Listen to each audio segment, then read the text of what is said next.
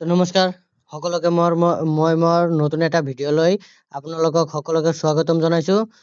তো আপোনালোকে ইতিমধ্যে চাইছে যে নতুন ভোটাৰ লিষ্ট পাব্লিছ হৈছে।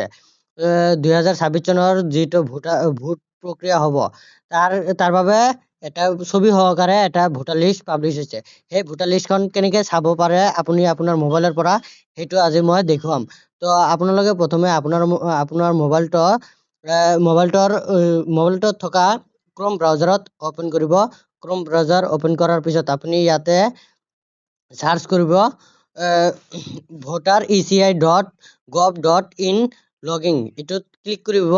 ক্লিক কৰাৰ পিছত voter ECI logging voter service portal যেটো আছে ইয়াতে ক্লিক কৰি দিব। ক্লিক কৰি দিয়াৰ পিছত আপোনালোকে নতুন এটা পেজ লৈ ওপেন হ'ব। পেজখন ওপেন হোৱাৰ পিছত আপুনি ইয়াত আপোনাৰ মোবাইল নাম্বাৰেৰে আগতে সাইন আপ কৰি থৈছিলে তাতে আপুনি লগইন কৰি দিব। আৰু যদি আপুনি প্ৰথমবাৰ ইয়ালৈ আহে তেনেহ'লে আপুনি ইয়াত ফাৰ্ষ্টতে সাইন আপ কৰি ল'ব। সাইন আপ বটন আছে ইয়াতে লিখা, আপোনালোকক দেখুৱাই আছো মই। এইটো সাইন আপত ক্লিক কৰি দিব। ক্লিক কৰি দিয়াৰ পিছত আপোনাৰ মোবাইল নাম্বাৰ যাব। মোবাইল নাম্বাৰত এটা OTP যাব। OTPটো হ'লে আপোনাৰ সাইন আপ হৈ যাব। তো মই আগতে সাইন আপ কৰি থৈছিলো, মই এতিয়া লগইন কৰিম। লগইন কৰাৰ পিছত আপোনালোকক দেখুৱাই আছো, কাৰণ মই মোবাইল নাম্বাৰটো দেখাব নোৱাৰো, কাৰণ এইটো একবাৰে পাৰ্চনেল হয়, সেইকাৰণে মোবাইল নাম্বাৰটো দেখাব নোৱাৰো। তো আপোনালোকে ধৈৰ্য সহকাৰে দেখি থাকক মই কি কৰিম। তো মই মোৰ মোবাইল নাম্বাৰটো দি দিছো। তাত ইয়াতে কেপচাৰ আছে, কেপচাৰটো চেম বহাই দিব লাগিব। ইয়াতে যা আছে কেপচাৰ তাতে বহাব লাগিব। তো DZ7JXM তো দি কেনে OTP দিব, ৰিকুৱেষ্ট OTP ক্লিক কৰি দিব। তো মই দি আছো OTPটো। তো OTPটো আহি গৈছে মোৰ মোবাইলত। তো OTPখন এতিয়া মই বহাই দিম। তো মই OTPখন বহাই দিছো। বহাই দিয়াৰ পিছত মই লগইন কৰি লৈছো। লগইন কৰাৰ পিছত আপোনাৰ ইয়াতে চাব পাৰে লোডিং হৈ আছে। লোডিং হোৱাৰ পিছত আপুনি এইখন ৱেবছাইটৰ পৰা আপুনি আপোনাৰ নাম চেক কৰিব পাৰে। আৰু যদি আপুনি নতুন ভোটাৰ কাৰণে এপ্লাই কৰিছিলে তাৰ বাবে আপুনি আইডিখন ট্ৰেক কৰিব পাৰে। তো আপুনি ইয়াতে ভোটাৰ আইডিখন ট্ৰেক কৰিবৰ কাৰণে আপুনি ইয়াত চিম্পলি ইয়াত ক্লিক কৰি দিব।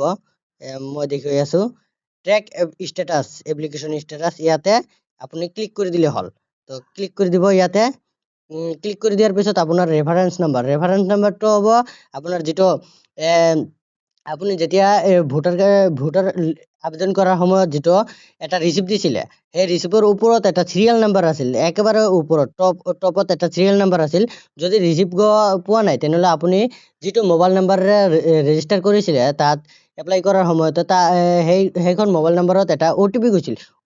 OTP নহয়তো এটা SMS গৈছিল। SMS-ত এটা নাম্বাৰ দিয়া আছিল, চিৰিয়েল নাম্বাৰ, আপোনাৰ ৰেফাৰেন্স নাম্বাৰ বুলি তাত লিখা আছে, চাব পাৰে। সেই নাম্বাৰটোৱে আপুনি ইয়াতে বহাই দিব চাই কিনে। অলপ তাতে হ'ব পাৰে, আপোনাৰ দিক্কত হ'ব পাৰে। কেনেকা আপুনি SO আছে, সেই সময়ত আপুনি চাব পাৰে S0 না O, সেইটো আগতে আপুনি ভালকে চাই কেনে ল'ব। আৰু পিছত সেইটো চাই যিখিনি আছে আপুনি সেইখিনি দি দিব। তো দিয়া হ'ল, আপুনি ইয়াত দিলো, ছাবমিট কৰি দিলো।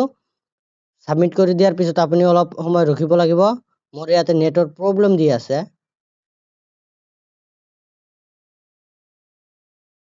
তো চাব পাৰে ছাবমিট কৰাৰ পিছত আপোনাৰ যিটো নাম আছে এইখন নাম একেবাৰে গোটেইখিনি আহি পৰিছে। আপোনাৰ এতিয়া তাৰ ষ্টেটাছখন চাব পাৰে আপুনি কিমানখিনি কাম আগবাঢ়িছে।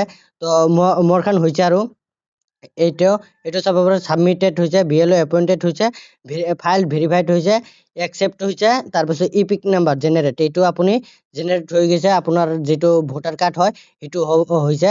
আপুনি যদি ইয়াৰ পৰা ভোটাৰ কাৰ্ডখন ডাউনলোড কৰিব বিচাৰে তেনেহ'লে আপুনি কৰিব পাৰে।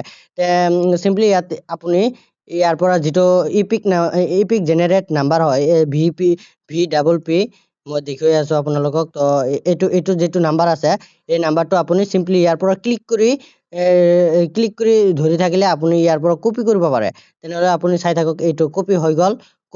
কপি কৰি ল'ব। কপি কৰি কেনে আপুনি ইয়াত চাব পাৰে আপুনি ডাউনলোড ই ভোটাৰ কাৰ্ড, যিটো আছে ডাউনলোড ই ভোটাৰ কাৰ্ড, এইটো নাম্বাৰ, এইটো যিটো আছে আপুনি ইয়াতে ক্লিক কৰি দিব।